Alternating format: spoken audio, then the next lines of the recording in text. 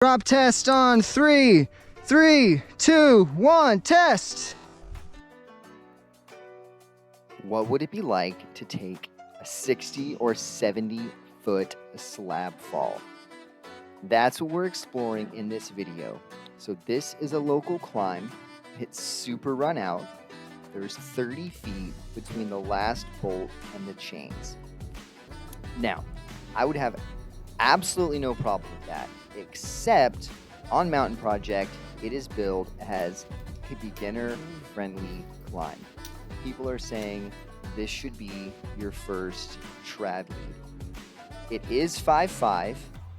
However, many people that get on this slab, especially if they're coming from the gym, are going to think it feels way tougher than that. It's super run out, even at the first part of the climb. It's super steep. This is a classic for the local area. But again, I want to explore what we're telling people on Mountain Project. So there's my buddy. That's this the was last a week bolt. before. And yeah, you heard it. He's at the last bolt. So that's the run out on this beginner-friendly, supposedly climb. Okay. This is Brandon. This is one of my good friends. He is leading this. And this is him doing that 30 feet of run out. Now let's do the math. If it's 30 feet of run out, in a worst case scenario, you fall as you're trying to clip into the chains, you're gonna fall 60 feet plus dynamic rope stretch. That could be a fall of 70 feet. Also, there's a potential pendulum on this fall. So anyway, I wanted to get out here to the McDowell Mountains, and I wanted to do a little drop test.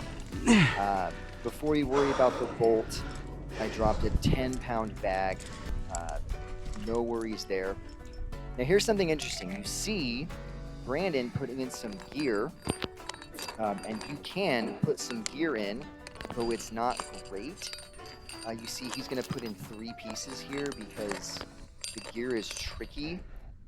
And if you put in gear, you can turn that potential 60-foot fall into maybe a 40-foot fall. But again, is that beginner-friendly? Should we be telling people this is a beginner-friendly route? Especially since on Mountain Project, it is listed as a sport climb. Okay, so Brandon now is doing the very end of this climb. Luckily for him, he is on some gear. And some of it is okay. But again, most people, and both times I have led this, I've led it without gear. The first time I had no idea I would need it, and the second time it was a year later and I just forgot. I thought, man, this is maybe a little bit more risk than I wanted on this climb. As you can see, they call it 5'5". It's an old school 5'5". It's not a gimme.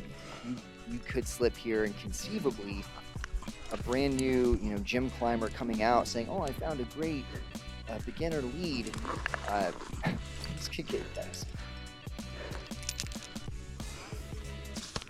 All right, Thanks. so there's Brandon gripping the chains.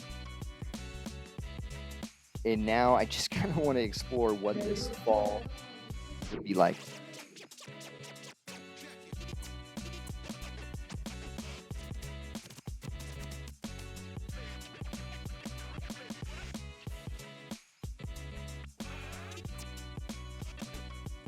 Yikes.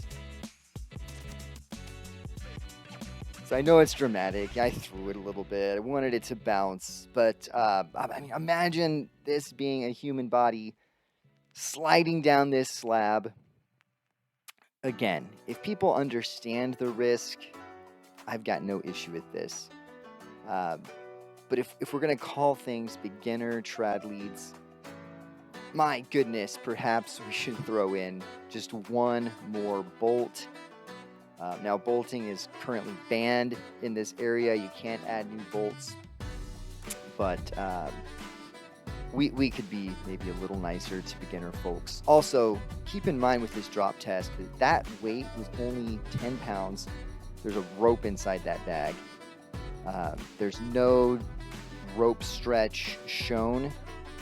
So, I mean, how much further would a human have gone? Anyway, yikes.